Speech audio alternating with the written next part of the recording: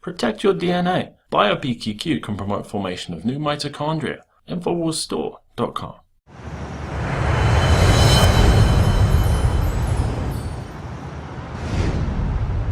Congress, starring Robin Wright and directed by Ari Folman, has just finished a limited U.S. theatrical run and is now available for rental online at places like Amazon and iTunes.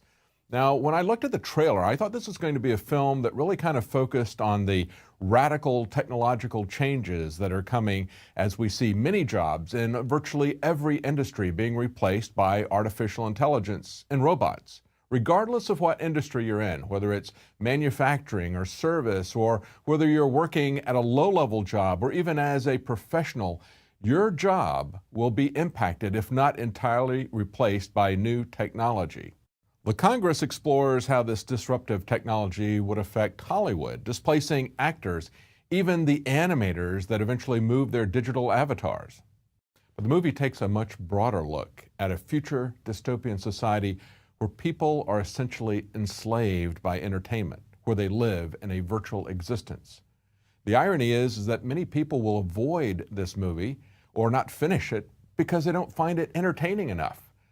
But that's how close we are to the dystopian future that it looks at.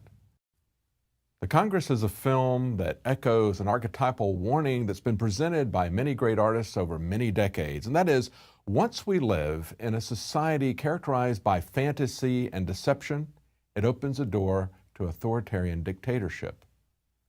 Based loosely on Stanislaw Lem's The Futurilogical Congress, it stars Robin Wright as herself, as an actress whose decisions have so frustrated the Hollywood machine that they refuse to work with her ever again unless she signs a one-time contract, a one-time fee, where they will capture her entire appearance and personality into a digital model. Now, of course, she will never be allowed to ever work again. This is something that's going to happen in many industries as people, even professionals, work with programmers to create artificial intelligence that is going to take over their job, where they will never, ever work again in their field or area of expertise. The Congress also stars Harvey Keitel as Robin's agent and Danny Houston as Jeff Green, president of a major movie conglomerate, Paramount Films.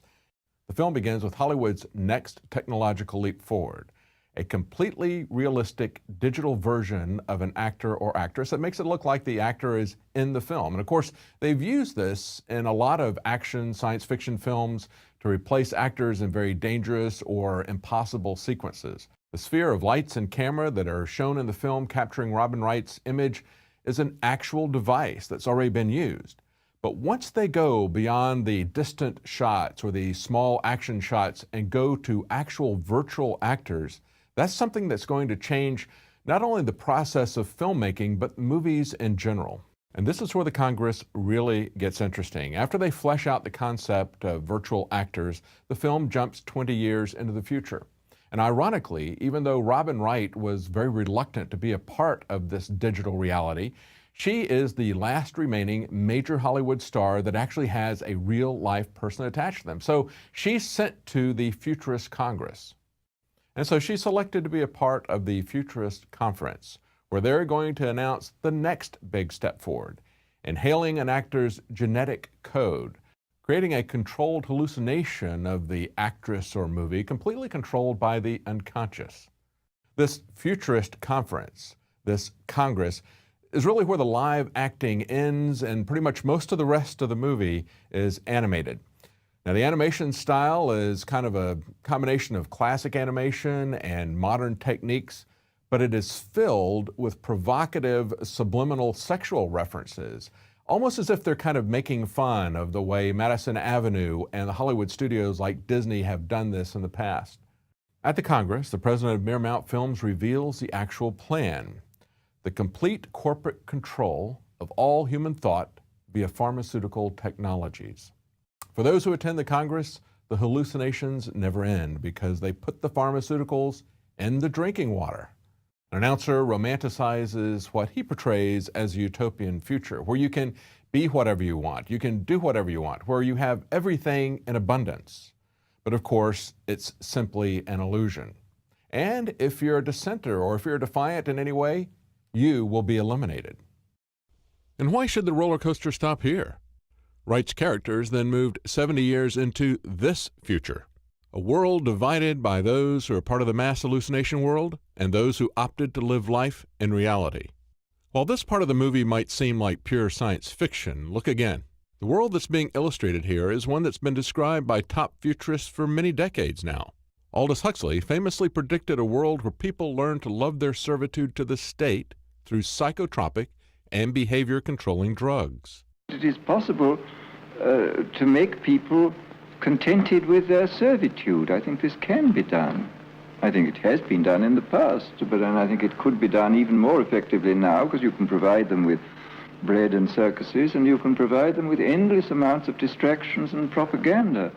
One look at the psychiatric drug industry in America, and it will be obvious that for millions of people, Aldous Huxley's Brave New World is a functioning part of their everyday lives. Heavily influenced by Huxley, the reality portrayed by George Lucas in THX 1138 shows every move and emotion of an ordinary man or woman is controlled and regulated pharmaceutically.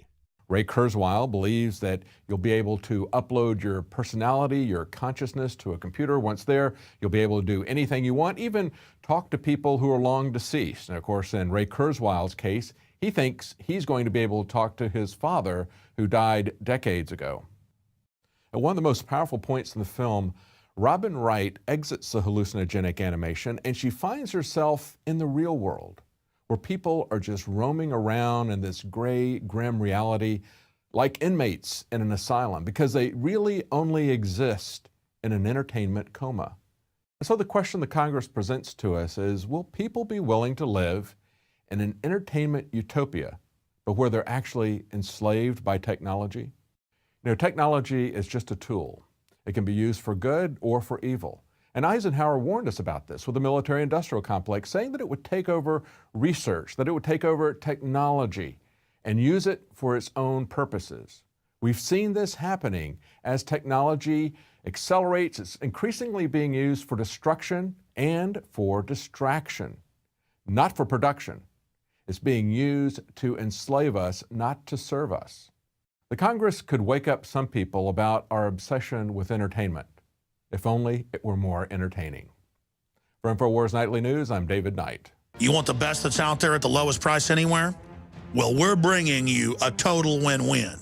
The ultimate value, cutting-edge, trailblazing game changer that also supports the Infowar. We have produced a limited run of DNA Force, and it will take up to 12 weeks to produce more once we sell out. Secure your DNA Force today at InfoWarsLife.com or call toll-free 888-253-3139. DNA Force from Infowars Life.